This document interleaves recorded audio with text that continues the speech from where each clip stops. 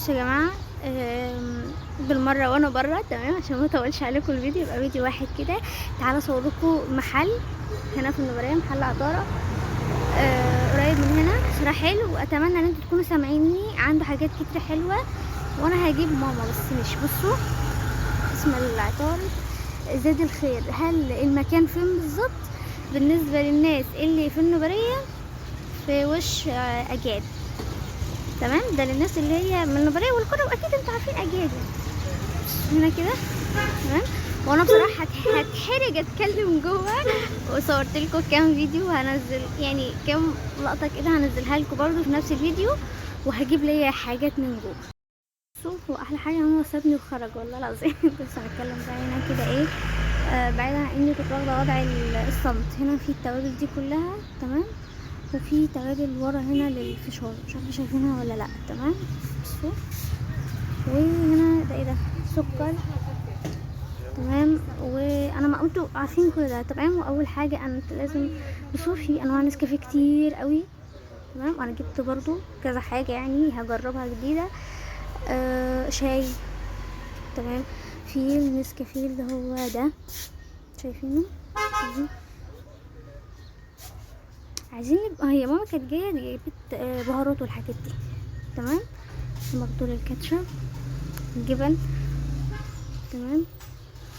هو انا حاسه نفسي ليه غريبه وسط كل الحاجات دي، تمام. دي مكرونه، انا مش عارفه ايه كل ده. مالكوش دعوه بيا.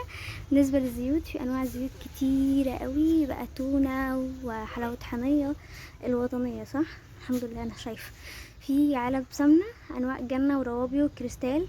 في ايه، في نوع هنا الحلوب تقريبا، تمام. من اول كيلو او لا، في نص هنا، في نص، تمام. هنا دي البهارات بقى كلها، تمام. الكاستر بكل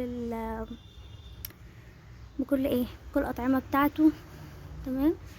هناك هنا الصوصات كلها، تمام. تعالوا بقى نرجع هنا كده، بصوا في هنا تحت، انا مش عارفه، في هنا بقى مشروط معرفش ايه، دبابيس وحنه وكل ده.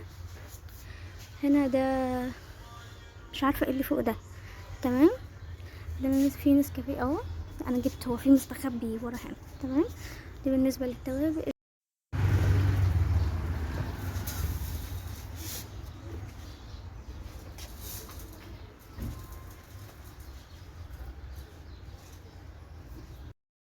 بقى اوريكم انا جبت ايه من عندهم، تمام. استنوا كده، اهدي يا رنا، في حاجه اتكسرت، لا، بسم الله. ده خل، هو قال لماما ان هو ايه نوعه حلو، اسمه كايرو، تمام. هتسالوني ده بكام؟ والله مش عارفه. كايرو. ماشي. وماما جابت كاستر بالفانيليا. ممكن تطلعي بره، اسمه كايرو. لا، ممكن تطلعي بره بعد اذنك. ايوه كده، يا رجلي. ده كاستر بالفانيليا، انا مش بحبه، تمام. ده ايه، ده صويا صوص غامق. بسمله بتقول لي ماما ايه، هو انت كل شويه تجيبي صويا صوص لنا كراميل؟ ايه علاقه ده بده؟ هو غباء يعني، بعيد عنه. وده دبس الرمان، هنبقى نعمل بيه محشي ورق عنب قريب يعني ان شاء الله. منه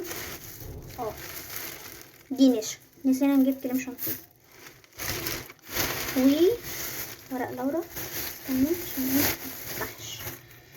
عارفين دول تقريبا ب10 او ب5، حاجه ب5. ده حاجه انا فاكراها دي، تمام. دول تقريبا نص كمية بسبوسه برضو، والله ما فاكره اسعار، فمره تانية نبقى نروح ونصور فيديو معاه هناك عن الاسعار وعن كل حاجه، تمام.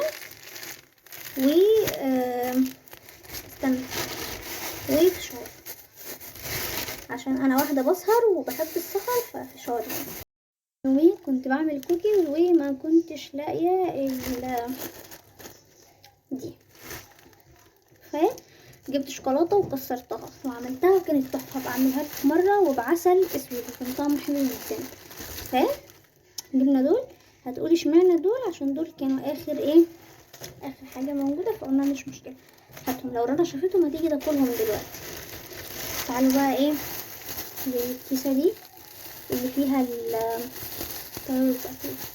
المهم ان احنا كنا عايزين، وماما كانت مجهزه ورقه وكاتبه فيها هي عايزه ايه، بس هي اصلا نسيت واحنا كنا بالصدفه بره. ده دي كزبره تقريبا يعني، ماشي. ده فلفل اسود. بصوا يعني والله العظيم كفايه بس ان الحاجه متغلفه، هو مش معبيهم ومجهزهم كده، هو بيعملهم وانتي واقفه. في ناس بتحطهم لك في كيسه زي دي، انا ما بستلطفش الحركه دي الصراحه. انا كده بالنسبه لي الحاجه حلوه وتحفه وسليمه وتمام. ده طبعا بتضيفي له بقى ملح بتاعه.